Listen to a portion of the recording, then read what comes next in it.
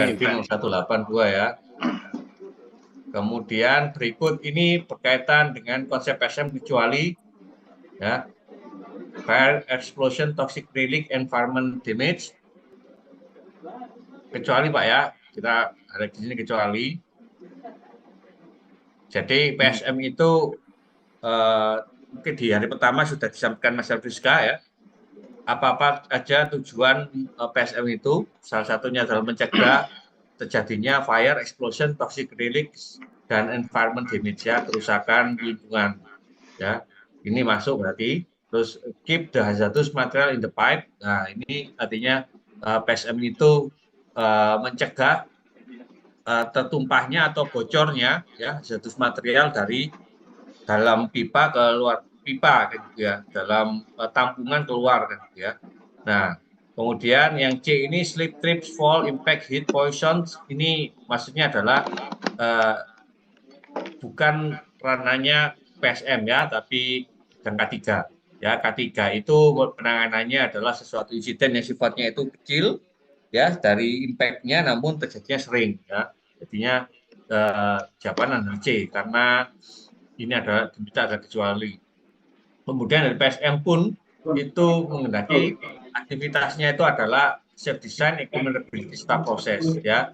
Dan konsep PSM untuk poin A ini adalah merupakan definisi ya, management system dan fokus yang prevention ya, preparedness, mitigation, response, and restoration from catastrophic releases of chemical or energy from a process associated with a facility.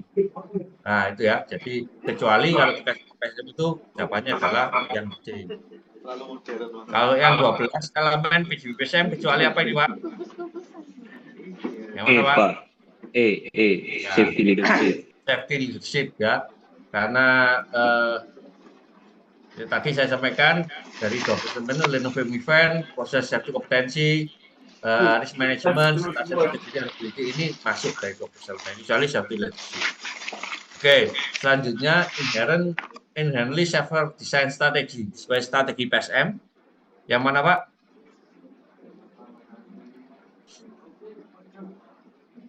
Yang mana, Pak? D, Pak. D. D ya, eliminasi, minimasi, substitusi, moderasi, simplifikasi. Nah, ini strategi dari inherent safety design ya. Teringat dulu tadi ya, ada strategi, ada 4 ya, secara berurutan inherent safety design, kemudian passive protection, dilanjut oleh active protection, dan terakhir oleh procedural. Sementara inherent safety design itu strateginya adalah mengeliminasi, minimasi, atau mensubstitusi, moderasi, atau mensimplifikasi. Ya. Oke. Nah, selanjutnya poin nomor 5, reduce the consequence or likelihood of an incident arising from hazard by detection of an incident followed by implementation of procedure. Nah, ini ya, mungkin ini ya, kita highlight di sini, or human activated devices to interrupt the sequence of event resulting in the incident or mitigate the consequence of an incident. Pengertian PSM strategi dari mana ini, Pak? Prosedur ya. Ya, prosedural, karena ini ada kategorinya prosedural. Kalau inherent tadi itu yang melekat di peralatannya, pasif ini protection, aktif ini fire protection. Misal, kemudian simplify ini adalah strategi dari inherent safety. Jadi yang cocok adalah prosedural. Sekarang kepanjangan SIMOP. Nah, SIMOP apa ini, Pak? Simultaneous Operation Study. Nah, ya, ini betul. Ini adalah satu studi terkait dengan beberapa kegiatan ataupun beberapa aktivitas atau beberapa jenis operasi yang berjalan bersama-sama. Karena SIMOP ini nanti kita lebih akan sering temui pada saat kita sedang melakukan inspeksi ya, saat overhaul itu banyak sekali kegiatan yang sedang berlangsung secara bersamaan. Di situ SIMOP memetakan kiranya apa yang dari 2 atau lebih aktivitas dari operasional ataupun aktivitas dari inspeksi itu yang akan memunculkan ini baru, risiko baru. Nah, itu SIMOP ini rekan-rekan. Nah, kemudian ini kemarin juga sudah disinggung oleh Mas Afriska ini, routine work dari seorang engineer process safety. Ngapain ini? Yang mana ini? Yang pekerjaan rutin dari seorang process safety engineer itu kecuali adalah long term planning, Pak ya. Karena ini bukan routine work tapi durasinya adalah tahunan gitu ya. Tidak setiap saat dilakukan, karena routine work dari seorang process safety engineer itu adalah untuk bisa men-surveillance ya, memonitor fasilitas, kemudian manajemen sistem, dalam ini kajian-kajian engineering, periodic study terkait dengan eh, eh, apa namanya penetapan SCE gitu ya, dan decision making apabila ada troubleshooting. Nah, gitu. Poin nomor 8, memastikan bahwa kontrak jasa dikerjakan secara aman dengan memastikan adanya program seleksi kontraktor yang ketat, memastikan bahwa kontraktor patuh dengan standar perusahaan, dan memonitor kinerja bersama kontraktor dan tujuan elemen PJBSM terkait dengan mana, Pak? Kata kuncinya adalah kontraktor ya. Maka ini yang dipilih, manajemen kontraktor ya, cukup jelas ini. Terus metode yang secara sistematis mengidentifikasikan permasalahan potensial dari kegiatan operasi, divisi proses yang akan muncul menggunakan serangkaian kata dibuat ini apa, Pak? Stop. Azov. Ya. Azov. Nah ini, an event or series of event resulting in one more undesirable consequence such as harm, people, damage, environment, or asset, or business losses adalah pengertian dari insiden ya. Ini merupakan pengertian insiden yang berdasarkan PSM.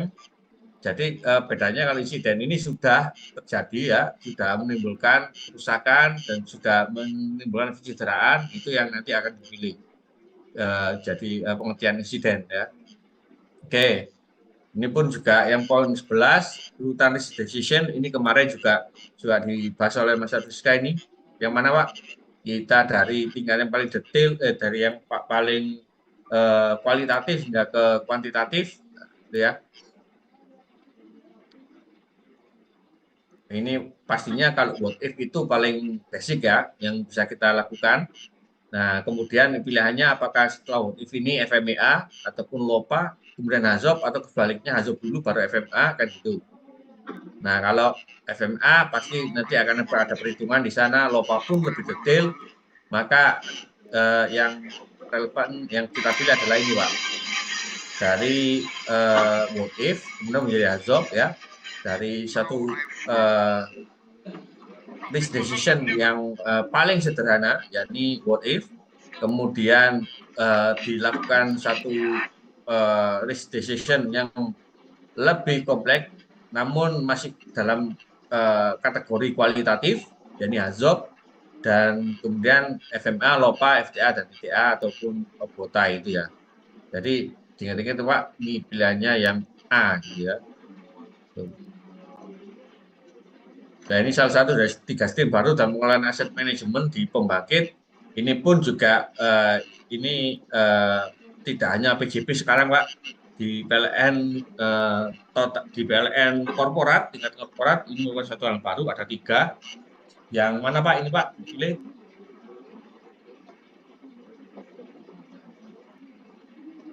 Salah satu aja, mana?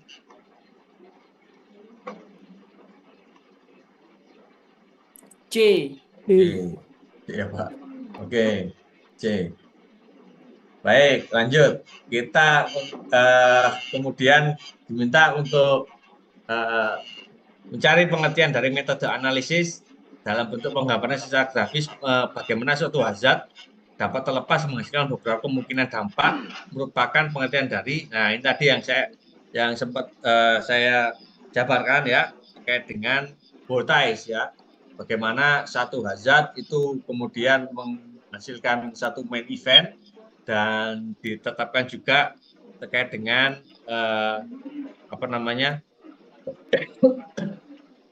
threat serta konsekuensi ya, bagaimana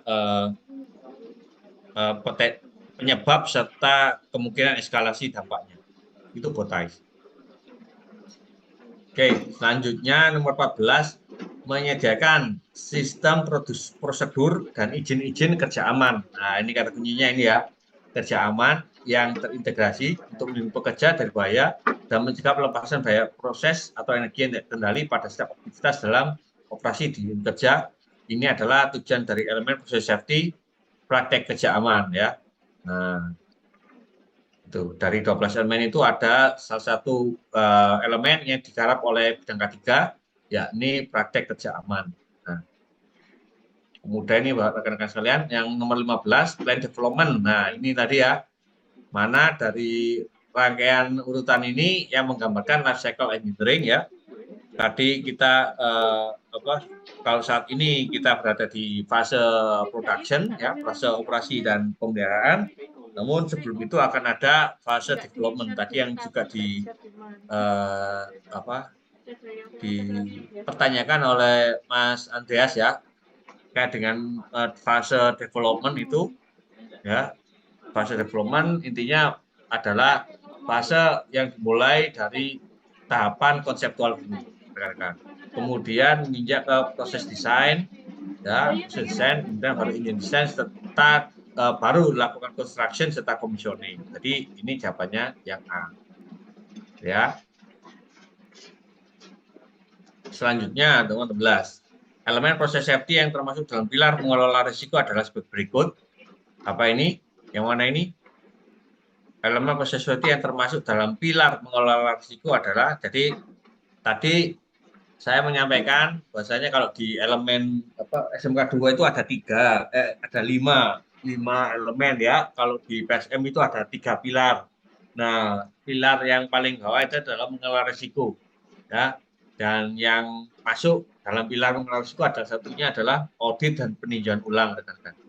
Ya, jangan terkecoh dengan manajemen risiko ya. Ini juga audit dan peninjauan ulang.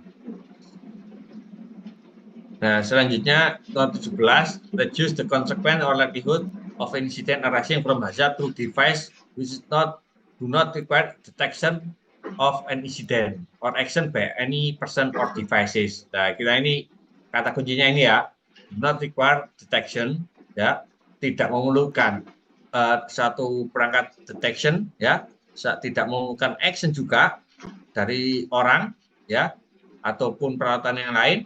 Maka kira-kira jawabannya apa ini? Kira-kira jawabannya apa? Pasif. Pasif ya. Karena pasif tidak memerlukan detection ya. Kalau tadi kita sebutkan salah satu contohnya pasif itu adalah firewall gitu ya. Tidak perlu satu deteksi, tidak perlu pengaktifasian dari orang ataupun peralatan tambahan. Nah, itu ya, itu masuk ke passive production. Oke, lanjut. Nah, yang ini ya, materi pertama, siapakah yang memperkenalkan Swiss model? Ini mudah. Itu ya, adalah James Thiessen ya. James Thiessen, namun di tahun berikutnya 2001 ada seorang ahli namanya Christopher Hart untuk bisa mesempurnakan Swiss model ini menjadi spinning disk. Karena kalau Swiss model ini kesannya lebih kaku daripada kondisi saat ini, bahwasanya barrier management ataupun safeguard yang digunakan itu lebih dinamis ya, lebih macam-macam daripada sekedar satu macam di Swiss. Oke, balik lagi rekan-rekan, ini yang nomor 19 itu terkait dengan kita minta untuk menyajikan pengertian ya. Reduce the consequence or likelihood of incident arising from hazard by detection of an incident. Nah, ini ya. Kalau tadi itu tanpa detection, kalau ini hazard by detection. Nah, ini ya. Kemudian activation of device which interrupt the span of event. Nah, jadi harus ada aktivasi, ada deteksi. Itu maksudnya apa ini? Yang Aktif. Ya, karena aktif ini memerlukan aktivasi dari peralatan dan juga deteksi dari ini ya dari satu event. Nah, ya, coba bayangkan fire protection system itu harus ada fire alarmnya dulu, fire detection-nya, baik itu smoke, heat, semacam itu, dan ada deluge sistemnya ya, ada perangkat yang untuk memadamkan selain untuk mendeteksi. Baik, selanjutnya kepanjangan dari LOPA. Apa ini Bapak rekan sekalian? Kepanjangan LOPA? Tahulah ini. Tadi yang gambarnya ada tangki itu, LOPA. Ingat? In apa? Layer of Program Analysis. Nah, kurang tepat ya. C. Ya, Layer of Protection Analysis. Nah, LOPA ya, Layer of Protection Analysis. Yang gambarnya ada tangki ya di hari pertama ya. Dan kemudian apa namanya ada mulai dari basic control protection ya, kemudian menginjak ke fire protection, kemudian sampai ke arah ini, ke arah emergency preparedness ya, emergency prosedur kan gitu. Layer of protection analysis ya, lapisan proteksi dari suatu perangkat ya, peralatan LOPA. Nah, selanjutnya ini yang termasuk dalam fire assessment level 2 adalah, nah gini ya, ini mungkin kemarin sempat juga dibahas oleh Mas Elviska, ya, bahwasanya fire assessment itu ada beberapa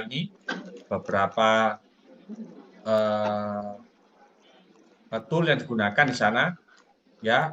Yang pertama adalah aplikasi FIRST untuk merecord daripada kegiatan assessment-nya ya, kemudian hydraulic calculation ya, serta gas flow calculation. Jawabannya adalah yang E, rekan-rekan.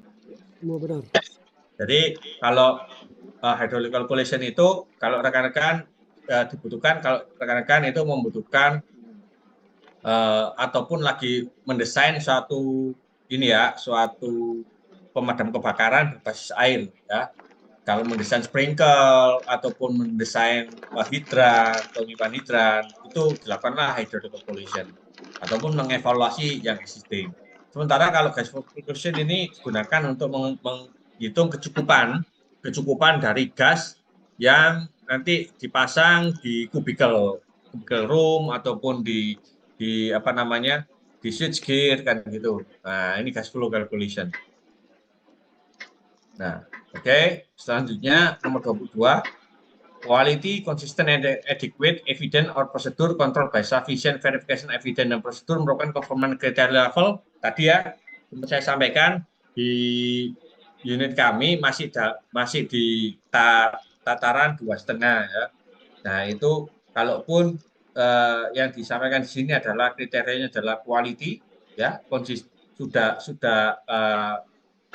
konform terkait dengan kualitasnya ya, konsisten dilakukan ya, dan eviden yang disajikan itu sudah cukup beserta prosedur ya, dan dikontrol oleh sebuah apa namanya oleh personel khusus. Nah, ini maka dia sudah merupakan top daripada conformance criteria level. Jadi ini poin 5 rekan-rekan ya. Tadi yang gambar tabel tadi ya, tabel 1 sampai 5 tadi. Nah, kembali nomor 23 ini diminta routine work process safety engineer kecuali ya gitu ya. Kecuali jadi routine work facility surveillance itu merupakan routine work, manajemen sistem itu juga, periodic study juga, decision making ya. Dan semua salah karena ini adalah apa namanya rutin semua ya.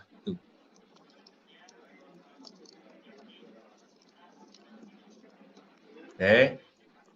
Terakhir, nomor 24, tujuan dari emergency preparedness adalah apa? Menetapkan proses peninjauan risiko yang formal, terdokumentasi, dan ditindaklanjuti oleh semua fasilitas baru yang sudah ada sepanjang siklus hidupnya, life cycle, sehingga fasilitas tersebut tidak menimbulkan risiko yang tidak dapat diterima bagi manusia, lingkungan, dan aset lainnya. Ini ya, poin D. Nah, ini seperti aja ini. Dan terakhir, PSI. Nah, PSI itu apa? tujuannya yakni memastikan bahwa informasi keseluruhan proses dijaga akurat. Nah ini ya, akurat, lengkap, dapat dipahami, ya, disimpan sehingga mudah didapatkan dan diakses dan diperlukan untuk melakukan aktivitas terkait dengan proses safety. Makanya jawabannya yang A. Ya. Ini rekan-rekan sekilas kisi-kisi dari proses nantinya ya. Nanti akan ya jadi nanti dengan dikeluarkan lagi ya di soal-soal proses.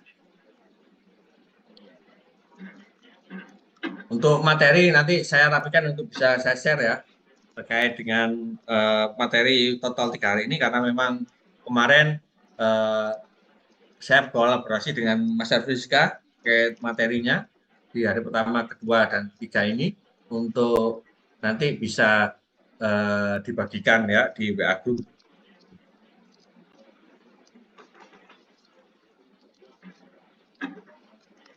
Silakan, ada yang perlu disampaikan rekan-rekan atau diskusikan lebih lanjut?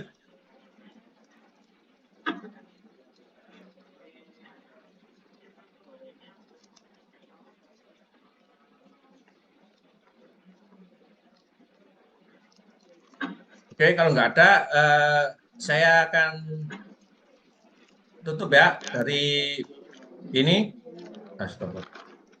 Dari materi saya dengan satu materi terakhir yang ini merupakan satu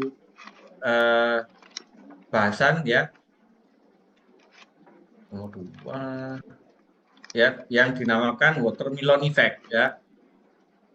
Ini saya kutip dari sebuah artikel ya, white paper dari ABB rekan-rekan semua. Ini sebagai bahan renungan kita lah ya, sebagai bahan renungan kita, watermelon effect ya, efek semangka gitu ya.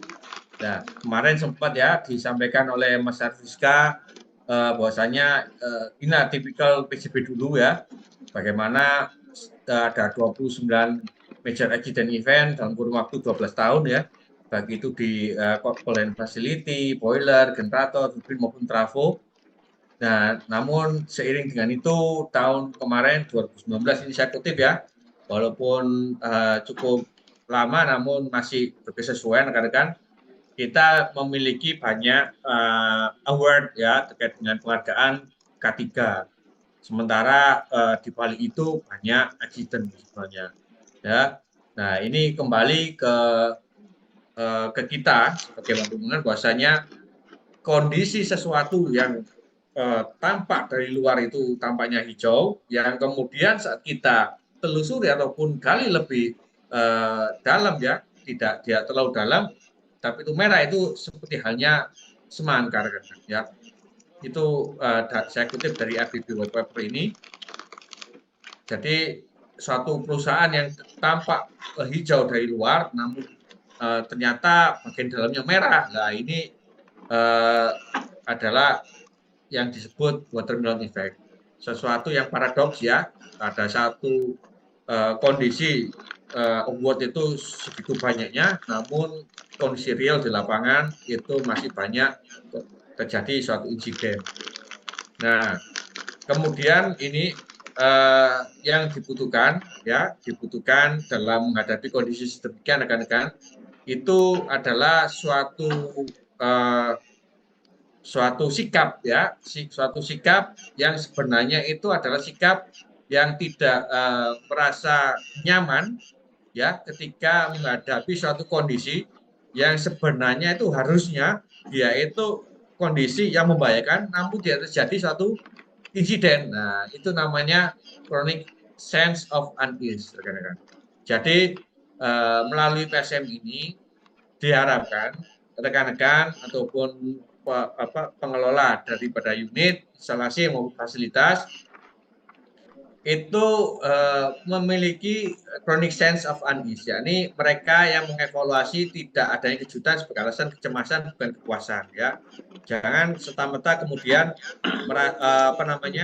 unitku aman-aman saja gitu ya, dan bertahun-tahun yang kemarin itu juga aman-aman aja, padahal kalau dari perspektif proses safety ini adalah sesuatu yang tidak aman Ya, seperti yang tadi saya sempat sampaikan, ada satu ungkapan bahwasanya kejadian insiden ya di masa depan itu merupakan akumulasi dari kondisi ketidakamanan dari hari ini dan masa lampau kayak gitu.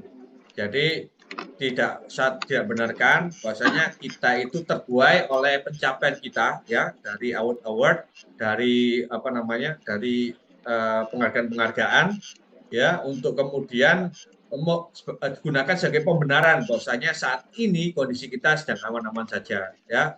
Ada kalanya kita itu memiliki suatu unit yang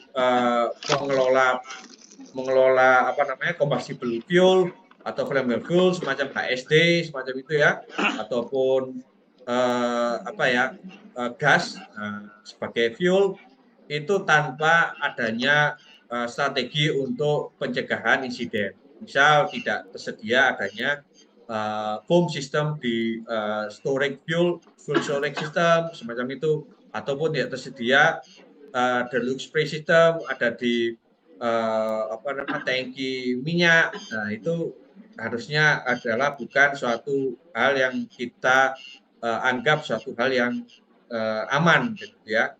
Diharapkan seperti yang disampaikan di awal sebagai tujuan dari pelatihan adalah para peserta pelatihan PSM ini bisa memandang kondisi yang ada di masing-masing itu dalam kacamata keselamatan kerja dan keselamatan instalasi dua-duanya ya. Tidak hanya dari pendekatan keselamatan kerja, bahwasanya tidak ada kecederaan, namun juga kita juga harus memandang ya kondisi yang ada di unit kita masing-masing itu dari sisi keselamatan instalasi gitu ya. Kondisi-kondisi yang sudah melampaui batasan ataupun threshold dari operation envelope dari parameter-parameter operasi sudah terlampaui ataupun kondisi yang adanya jumper ataupun exhibit atau override yang sudah menaun itu bukan sebagai suatu hal yang biasa ya, bukan hal yang aman, namun harusnya kita itu melihat tuh kenapa kok masih aman kan gitu. Padahal kita lakukan jumpering kan gitu. Nah, itu yang dimaksud connections of unease. Yang kedua, ya kita diharapkan kita itu memiliki asumsi mereka tidak mungkin sepenuhnya memahami sistem kompleks yang mereka operasikan dan disebutkan dengan kegagalan. Jangan sampai kita itu berpuas diri ya karena sudah bertahun-tahun kita itu kemudian menjadi senior di suatu instalasi atau suatu unit, maka kita beranggapan kita sudah paham betul terkait dengan unit yang sejenis di tempat lain dan gitu ya. Bahwasanya tidak ada potongan kue yang sama ya walaupun menggunakan alat yang sama rekan-rekan. Ya, itu sebagai apa namanya? Sebagai ciri suatu organisasi itu memiliki chronic sense of unease ya. Jangan sampai kemudian beranggapan karena sudah bekerja bertahun-tahun itu kita sudah memahami behavior atau pola pengoperasian suatu fasilitas di komplek yang sama ataupun komplek yang lain dan itu ya itu adalah suatu hal yang salah. Dan ciri suatu organisasi memiliki chronic sense of unease adalah organisasi ini mengadopsi pendekatan banyak itu untuk perbaikan menurut masalah keselamatan.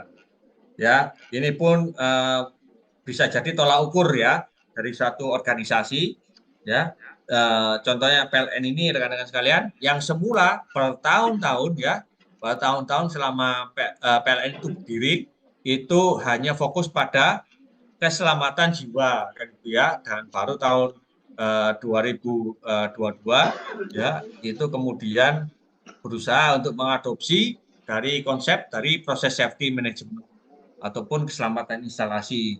Nah, ini artinya dari tataran manajemen perusahaan itu sudah memiliki ciri, sudah memiliki sense yang dinamakan chronic sense of unease. Itu rekan-rekan sekalian. Jadi pendekatan banyak sudut untuk perbaikan terus-menerus terhadap masalah keselamatan. Yang terakhir, kembalikan ke kita sendiri, pribadi kita sendiri. Mari kita merenungi apakah selama ini ya perusahaan atau tempat kerja kita ini sudah memiliki ciri-ciri chronic sense of unease ini, rekan-rekan. Apabila masih belum memiliki chronic sense of unease ini, inilah yang kemudian patut untuk kita sebagai pelaku pengusaha ini ya, ketenagalistrikan ini patut untuk bisa mendeliver ini ke rekan-rekan yang lain ya, dan juga di tatanan manajemen bahwasanya sikap ketidaknyamanan ketika tidak terjadi suatu insiden di lingkungan kerja yang tidak aman itu adalah suatu hal yang diperlukan. Baik, demikian saya cukupkan rekan-rekan, juga mewakili Mas Arif Rizka ya dari hari pertama hingga hari ketiga ini. Terima kasih atas atensi, kontribusi dan diskusinya rekan-rekan sekalian selama 3 hari ini ya. Setelah ini kita lakukan post test ya, dan saya akan nanti share dari materi dari 3 hari ini. Kurang lebihnya mohon maaf rekan-rekan sekalian, saya dan Mas Arif ada di WA group. Kalaupun di minta diskusi ataupun konseling ya tegas sama PSM, welcome, kami sangat terbuka. Bapak rekan-rekan sekalian jangan sungkan-sungkan untuk WA menyampaikan di WA group ataupun japri ke kami ya. Tolong di save itu nomor kami, saya dan Arfiska. Itu terima kasih atas partisipasinya. Saya kembalikan ke Pak Robi untuk persiapan post test ya Pak Robi ya. Bapak. Ya. Mohon Baik. izin Pak, saya mewakili Pak Robi. Ya, baik. Terima kasih Bapak rekan-rekan sekalian. Kita cukupkan.